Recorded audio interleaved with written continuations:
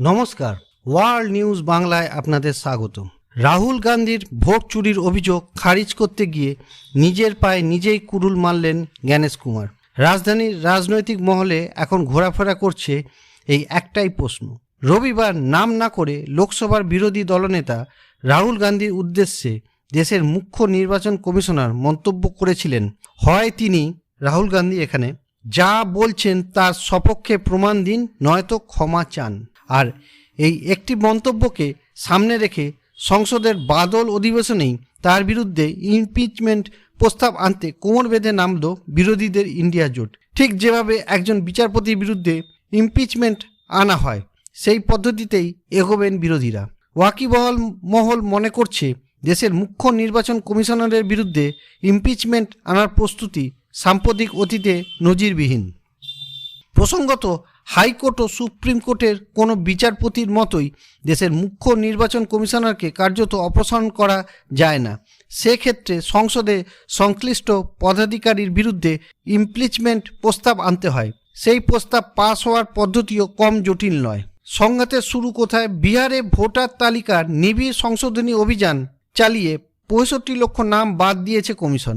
ভোটমুখী বিহারে বিজেপি তথা এনডিএ জোটের সুবিধে করে দিতেই কমিশনের এই ভোট চুরি বলে দাবি করছেন লোকসভার বিরোধী দলনেতা রাহুল গান্ধী।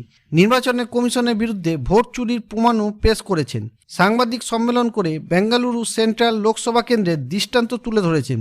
দেখিয়েছেন 24 লোকসভায় ওই কেন্দ্রের অধীনে 7টির মধ্যে 6টি বিধানসভার পিছিয়ে ছিল বিজেপি, কিন্তু মহাদেবপুরা বিধানসভা কেন্দ্রে 1,14,000 ভোটের ব্যবধানে এগিয়ে গিয়ে শেষ অবধি 32,000 ভোটে জেতে বিজেপি।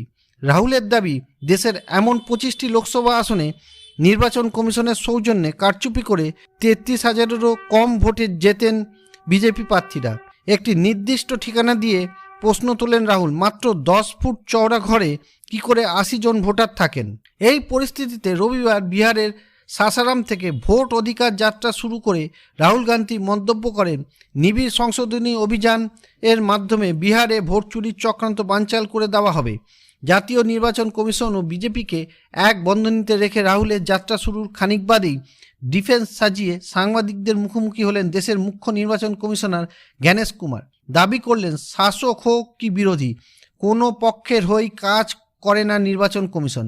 কমিশন পক্ষপাত দুষ্ট নয়। ওই সম্মেলনের নাম না করে লোকসভার বিরোধী দলনেতা রাহুল গান্ধীর বিরুদ্ধে জ্ঞানেশের মন্তব্য, হয় নিজের বক্তব্যের সমর্থনে তিনি রাহুল গান্ধী হলফনামা দিন, নয়তো ক্ষমা চান, তৃতীয় কোনো বিকল্প নেই।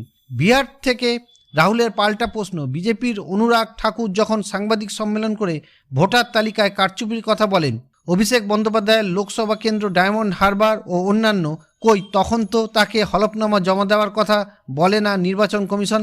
কর্ণাটকের মহাদেবপুরা বিধানসভায় নিয়ে যে অভিযোগ তুলেছিলাম তা খণ্ডন করতে পারলেন কোথায় তিনি? সেখানকার ভোট জালিয়াতির তথ্য প্রমাণ নষ্ট করতে সিসিটিভি ফুটেজ রেখে দেওয়ার সময়সীমা 45 দিন বেঁধে দেওয়া হয়। একেবারে বিজেপি মুখপাত্র হয়ে কথা বলছেন দেশের নির্বাচন কমিশনার। প্রসঙ্গত, লোকসভায় তৃণমূলের দলনেতা অভিষেক বন্দ্যোপাধ্যায় এদিন প্রশ্ন তোলেন, ভোট চুরি নিয়ে বিরোধীরা অভিযোগ করছে আর তার সাংবাদিক সম্মেলন করে কার্যত কমিশনকে ডিফেন্স করছেন বিজেপির অনুরাগ ঠাকুর। বিরোধীদের অভিযোগের জবাব তো জাতীয় নির্বাচন কমিশনের দেওয়ার কথা।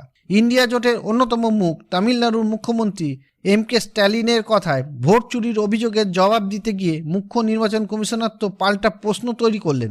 এমন অবস্থায় রাজধানীর রাজনৈতিক মহলের প্রশ্ন একটাই, বিরোধী দলনেতার ভোট চুরির অভিযোগ খারিজ করতে গিয়ে রবিবার সাংবাদিক সম্মেলনে নাম না করে রাহুল গান্ধীকে যেভাবে আক্রমণ করলেন জ্ঞানেশ কুমার, তাতে করে নিজের পায়ে নিজেই কুড়ুল মারলেন নাকি তিনি? ভিডিওটি ভালো লাগলে লাইক করুন, শেয়ার করুন এবং সাবস্ক্রাইব করুন ওয়ার্ল্ড নিউজ বাংলাকে। নমস্কার।